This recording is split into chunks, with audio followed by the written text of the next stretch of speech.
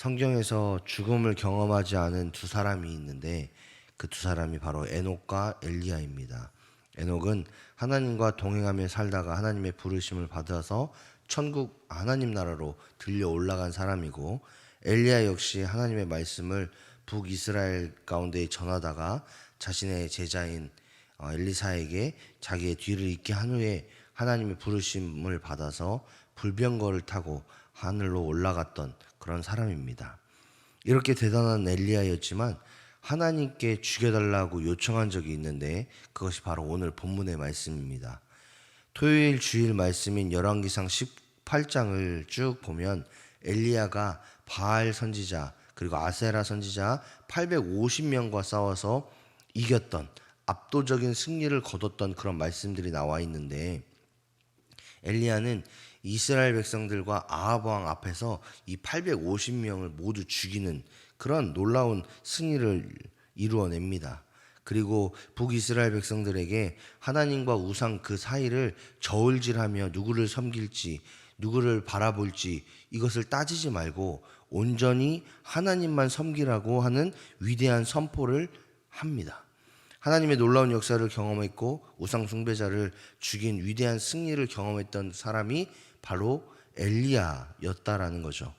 그런데 북이스라엘의 여왕인 이세벨이 이 모든 사건을 듣고 나서 엘리야를 반드시 죽이겠다라는 그런 말을 합니다. 그때에 이 말을 들은 엘리야가 두려움에 휩싸여서 광야로 도망하는 것이 오늘 본문의 내용이죠. 그리고 로뎀나무 아래에서 하나님께 이제 나는 모든 것을 이뤘으니 이제는 죽여달라고, 자신의 생명을 거둬달라고 그렇게 기도하고 잠이 드는 모습을 보게 됩니다. 그때에 하나님께서는 천사를 보내서 엘리야를 깨워서 구운 떡과 물 한 병을 먹게 하고 또 조금 지나서 또 깨워서 먹게 하는 그런 하나님의 위로하심을 경험하게 됩니다. 이는 지난날 그리 시냇가에서 까마귀를 통해서 엘리야를 먹이신 하나님의 은혜, 또 사르밧 과부를 통해서 그 집에서 은혜를 겪고 또 하나님의 놀라우신 기적을 베푸는 그 모습들을 생각나게 하는 하나님의 역사입니다. 또한 과거 이스라엘 백성들을 광야에서 40년 동안 하나님이 인도하시면서 그들을 만나와 메추라기로 먹이셨던 그 사건을 기억나게 하는 사건이기도 합니다. 하나님의 은혜로 음식을 먹고 새 힘을 얻은 엘리야는 40일을 걸어서 하나님의 산 호렙에 이르게 됩니다. 엘리야는 하나님의 산 호렙에서 하나님께서 이스라엘 백성들을 출애굽시킨 그런 모습들을 다시 한번 생각해보고, 또 부패하고 타락한 북이스라엘에게 하나님의 말씀을 선포하라고 세우신 자신의 사명을 다시 한번 확인하고 회복하는 그런 시간을 갖습니다. 그때에 하나님께서는 엘리야에게 이렇게 말씀하시죠. 9절의 말씀을 보니까 엘리야야 내가 어찌하여 여기 있느냐. 즉 다시 한번 하나님께서 엘리야를 사명의 자리로 부르시고 하나님의 말씀을 선포하는 자리로 부르셨다라는 것을 여기서 또 의미합니다. 그런데 이렇게 하나님의 말씀이 있었고 하나님의 은혜를 경험했음에도 불구하고 10절의 말씀을 보니까 엘리야가 많이 지쳐있던 모습을 볼 수 있어요. 10절의 말씀을 보니까 자기만 하나님에 대해서 열심히 섬기고 말씀에 순종하면 뭐합니까? 이스라엘 백성은 하나님의 말씀으로 듣지도 않고 깨닫지도 않고 회개하지도 않는데 다시 사명의 자리로 나아가서 내가 무엇을 할 수 있겠습니까? 라고 하나님께 투정 부리는 것을 보게 됩니다. 또한 하나님의 일을 위해 열심히 헌신하는 사람은 자기 한 사람밖에 없으니 난 외롭고 힘들어서 더 이상 이 일을 하지 못하겠습니다. 이렇게 투정 부리는 엘리야의 모습을 보여주고 오늘 본문의 이야기들이 맞춰지는 것을 보게 됩니다.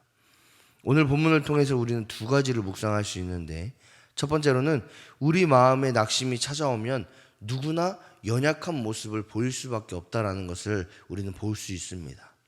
신앙인들의 착각 중에 하나는 믿음이 있으면 실망하거나 낙담하거나 절망하면 안 된다라는 그런 선입견이 있습니다. 그래서 마치 내가 하나님을 사랑하고 하나님을 섬기고 믿음 생활하는데 갑자기 내 마음속에 낙담이 오고 낙심이 오고 그래서 그로 인해서 어려워지는 것을 보면 내가 신앙생활 잘못하는 건가? 하나님 믿긴 하는 건가? 이런 굉장히 합리적인 의심인 것처럼 우리 스스로의 신앙을 의심하는 경우들이 있죠. 그런데 우리가 인생을 살아가다 보면, 또 우리에게 주어진 삶을 살아가다 보면 상황이나 환경, 또 인간관계나 하나님의 관계 안에서 수많은 문제들을 당면하게 됩니다. 그리고 그런 문제들을 당면해서 하나하나 풀어가는 동안에 우리가 성숙하고 견고한 믿음을 가지고 그것들을 이겨내면 좋겠지만, 우리도 연약한 존재이고 사람이기 때문에 어느 때는 낙담하기도 하고 넘어지기도 하고 절망하고 실수할 때도 있다라는 거죠.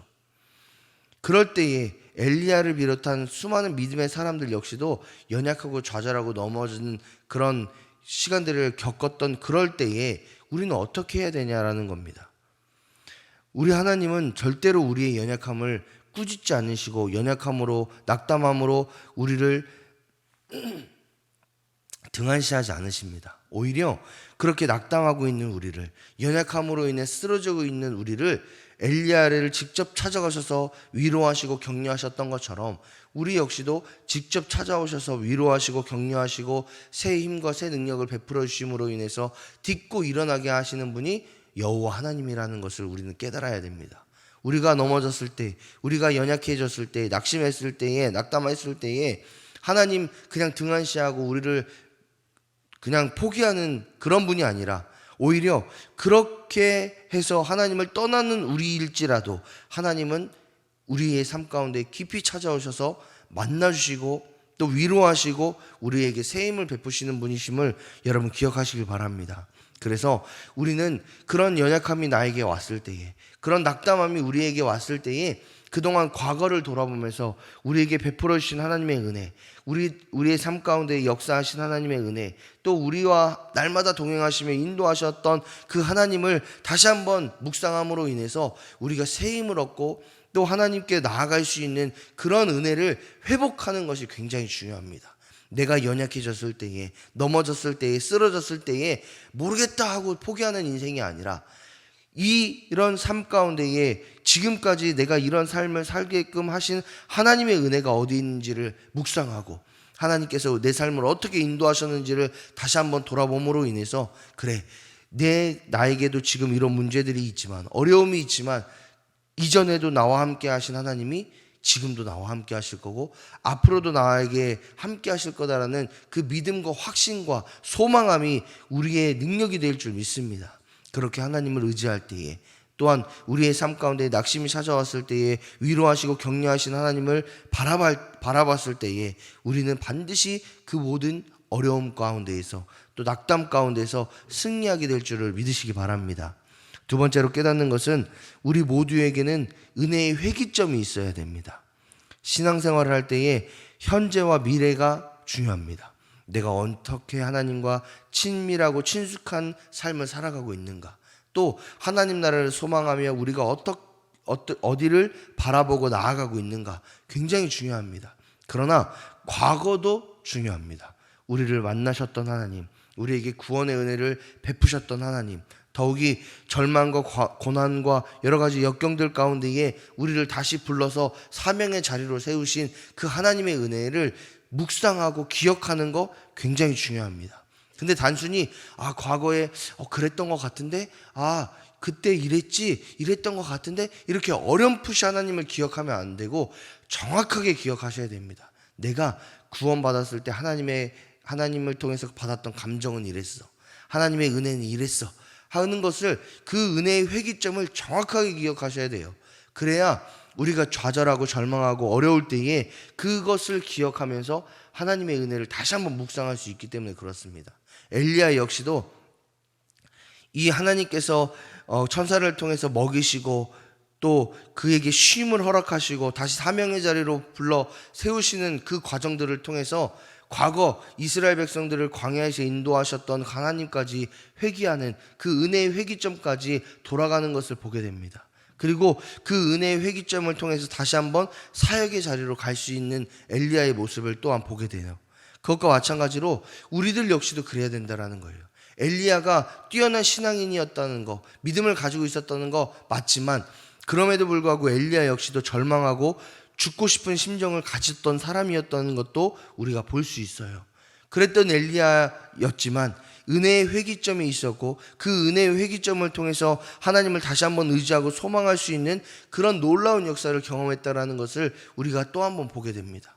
따라서 우리 역시도 은혜의 회기점을 만들어서 내가 흔들릴 때마다, 연약할 때마다, 또 넘어질 때마다 하나님의 역사를 다시 한번 기억하고 하나님을 다시 한번 소망하고 하나님께 다시 한번 돌이켜서 은혜로 인해서 딛고 일어날 수 있는 그 은혜의 회기점이 반드시 우리에게 있어야 돼요. 그리고 그 은혜의 회기점에서 끝나는 것이 아니라 20년 전, 30년 전으로 끝나는 게 아니라 지금 현재에도 날마다 은혜의 회기점들을 만들어 가셔야 됩니다. 그래서 앞으로 미래에도 우리가 낙담할 수 있고 절망할 수 있잖아요. 그때마다 현재를 또 돌아보면서 그때 하나님이 역사하셨지. 날마다 역사하신 하나님, 과거 20년에도 역사하셨고 10년 전에도 지금도 앞으로도 역사하신 하나님이 우리의 하나님이 된다라는 그 믿음의 고백이 우리의 삶 가운데에 많이 넘쳐나셔야 됩니다. 그래야 우리가 좌절하고 흔들릴 때마다, 고난이 우리를 찾아올 때마다 그 하나님의 은혜를 다시 한번 돌아볼 수 있습니다. 그렇기 때문에 오늘 한날을 살아가실 때에 내 삶 가운데 역사하시는 하나님, 또 내가 흔들리고 연약해질 때마다 나를 위로하시고 격려하시는 하나님, 더 나아가 우리에게 은혜의 회기점을 허락하셔서 끝까지 하나님만 바라보고 끝까지 하나님의 은혜를 소망하며 살아가게끔 하시는 그 하나님을 여러분 오늘 한날 묵상하시면서 그 하나님 한 분으로 만족하며 감사할 수 있는 우리 하루가 되시기를 주님의 이름으로 축복합니다.